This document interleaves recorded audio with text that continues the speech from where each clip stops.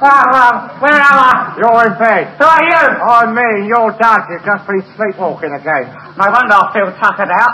You only went once way round the bed. Oh, blimey. I've just had the most extraordinary dream. I keep getting it every night in colour. Lucky old you. I'll refer to my dream this nightmare I keep on getting. It's terrible. I'll start off being terribly cold, and then I'm wandering down this endless corridor, opening door after door. Excuse me, did you say door after door? Yeah. Sounds rather serious. Do you mind if I jot this down? No. Door after door. Carry on. Then I'll come to this staircase, and there's a lady standing at the top of it. Scantily clad? No, twin-setting pearls. And it's always Mrs. McDermott. That friend of your mother's? Yeah. And she's beckoning me up the staircase with her finger. The break of way to beckon, yes. Yeah. So I go up the staircase, and she vanishes. Yeah. And I suddenly find myself in this room, confronted by a huge mahogany wardrobe. Just like our one here. Mahogany wardrobe confrontation, yes. Yeah. I have this terrible desire to get into the wardrobe, and yet I have a dread of being trapped inside. And the wardrobe starts to get bigger and bigger. Are you sure it's not you getting smaller and smaller? Probably a bit of both. Either or, yeah. Yeah. And then the wardrobe gets bigger and bigger, and just as it's about to overwhelm me, I wake up in a cold sweat. I didn't hear that. Well, you missed that because you're asleep, but I just managed to catch it somehow or other. Well, what does it mean? Why do I keep getting this dream?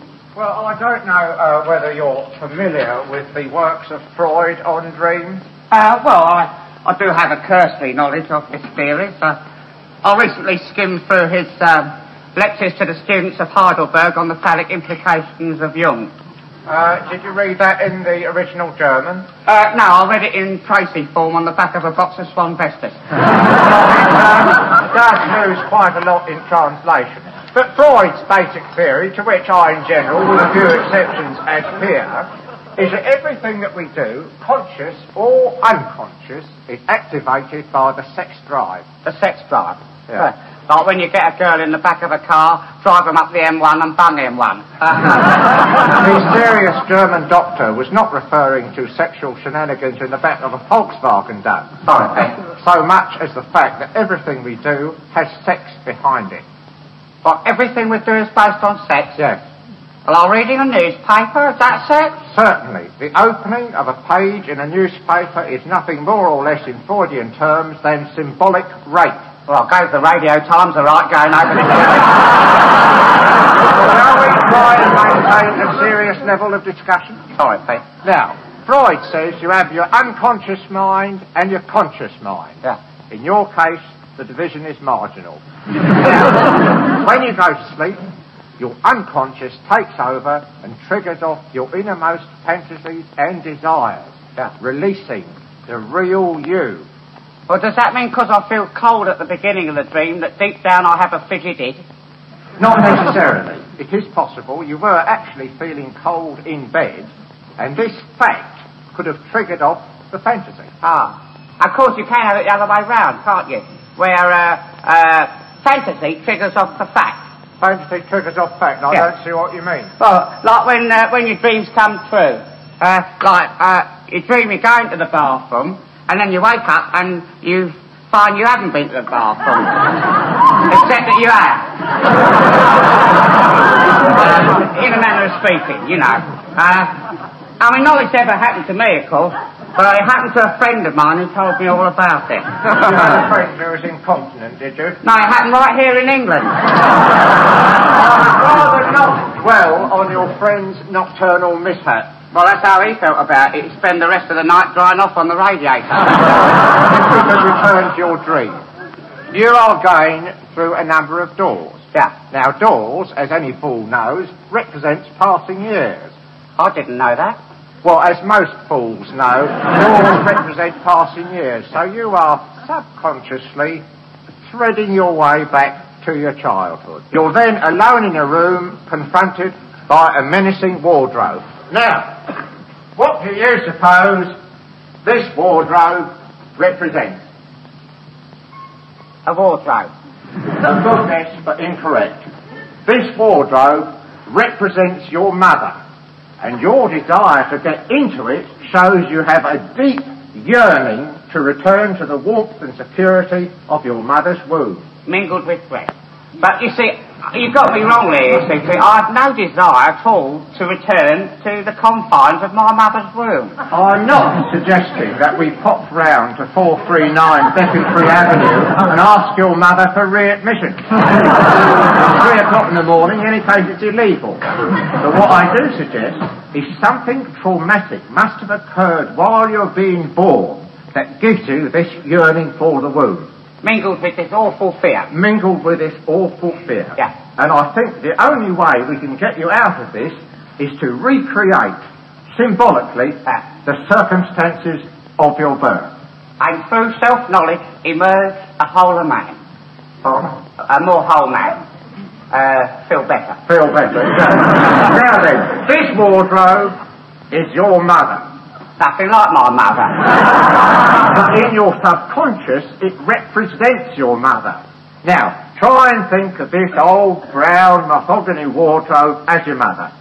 Well, it's a bit tricky. But I suppose those 2 knobs on the door are reminiscent. And of course those huge creaky drawers ring a bell. You have accepted then that this is your mother. Done. This is your mother. Now then, next step, let's get you conceived. Be upstanding.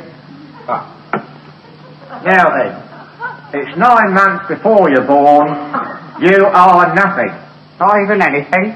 Well, let's put it this way. You are a minute, microscopic cell. Yeah. Anxious and eager to get together with your cell mate. Yeah. Now then, it's Saturday night. Fulham have won the cup. Your father's been at the Green Chartreuse, and suddenly the miracle of life occurs.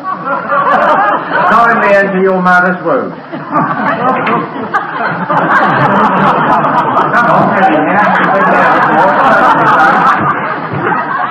Assume a fetal position. I can't assume anything else in here.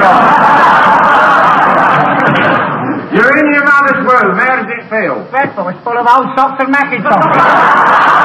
Put the socks and Macintoshes out of your mind. Now, it's 9 months before you're born. We won't take that literally, otherwise you'll be here all night. Now, 9 months to lift off. Beginning counting. 0 minus 8. Looking good, Dad. Feeling dreadful, Pete. 0 minus 7. 0 minus 6. Arms and legs forming, Pete. 0 minus 5. 0 minus 4. Heart and pulse satisfactory. 0 minus 3. Beginning to kick about a bit. 0 minus 2.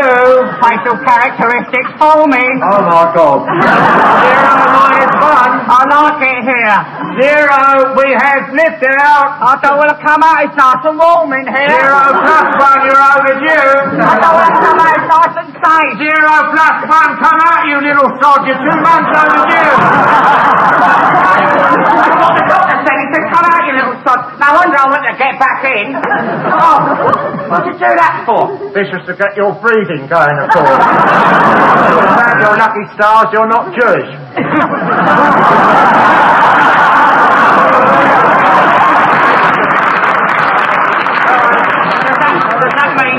Does that mean I won't have that dream anymore? I think I have cured you of your obsessive nightmare cycle. Yes. Oh, it's marvellous. I can get back to dreaming about Deborah Paget again. Oh, dear. It's got a bit chilly in here since we've been doing all that. I think I'll go and get a pullover out. Yeah, get away from my mother. Stop tampering with that door. Here's a wardrobe. Are you telling me I cannot recognise my own mother? This is the wardrobe. You never liked my mother, did you? Not particularly, no. I thought she's a stupid old bet and could do with a kick up the panelling. She's 84, she's got woodwork. I don't care. All right, Edithus. I'll go and nick one of your blankets. I don't mind. Get away from here. It's all right, Mum, don't worry. I'll look after you. It's all right. Sex maniac.